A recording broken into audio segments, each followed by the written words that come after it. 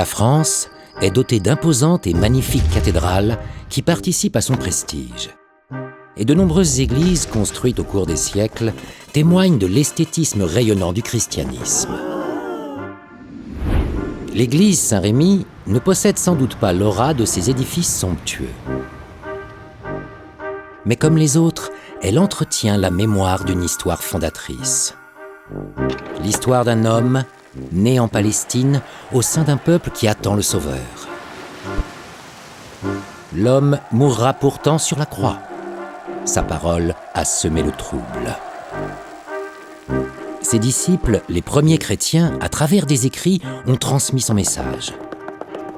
Aujourd'hui encore, leurs récits accompagnent les hommes. Quand on entre dans l'église Saint-Rémy, un retable coloré nous attend. Il dévoile 3 récits bibliques. Ce qui étonne dans cette peinture, c'est la présence de grappes de raisin et de carafes de vin. Bordeaux. L'église se situe dans le quartier Bacalan, près de la Cité du Vin, qui attire les touristes du monde entier. Le développement et la réputation de Bordeaux sont intimement liés à l'histoire de son vignoble. Tout dans cette église rappelle la vigne. Juste devant le retable, les pieds de l'autel en bois sont torsadés comme ceux d'un grand cep de vigne. Sur le siège du prêtre, des sarments y sont incrustés. Le Christ a dit « Je suis le cep, vous êtes les sarments ». Au-dessus plane une colombe, les ailes déployées en forme de croix. Sur les côtés sud et nord, les mosaïques illustrent des passages bibliques des 2 testaments. Au-dessous, des textes nous invitent à nous plonger dans les récits. Car la Bible raconte des histoires. Elle offre des textes dans lesquels la vigne et le vin sont présents pour révéler la parole divine. Dans l'évangile de Matthieu, un propriétaire appelle des ouvriers à travailler à sa vigne. Joie de l'embauche, joie des vendanges, joie de recevoir en retour un juste salaire. Dans son livre, Isaïe décrit le désir de Dieu pour les hommes. S'asseoir à une même table, faire la fête ensemble, vivre dans l'abondance de la paix et de la joie.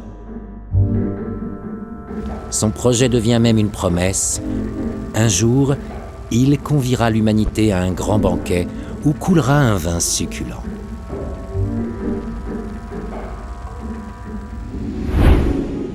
Lors du mariage à Cana, en Galilée, alors que le vin est épuisé, Jésus manifeste sa gloire pour la première fois. Durant le repas, il change l'eau en vin. Lors de la première scène, le vin devient aussi le sacrement de sa présence. Jésus dit « Ceci est mon sang ». Grâce à son lien avec la vigne, Saint-Rémy est une église originale, unique au monde. Le lieu est ouvert, habité et accueillant. On y célèbre la foi. On y vit des événements artistiques et conviviaux, à l'image de ces moments de communion que procure aussi un bon vin. Désormais, l'église a pris un nouveau nom. Elle s'appelle Saint-Rémy de la Vigne.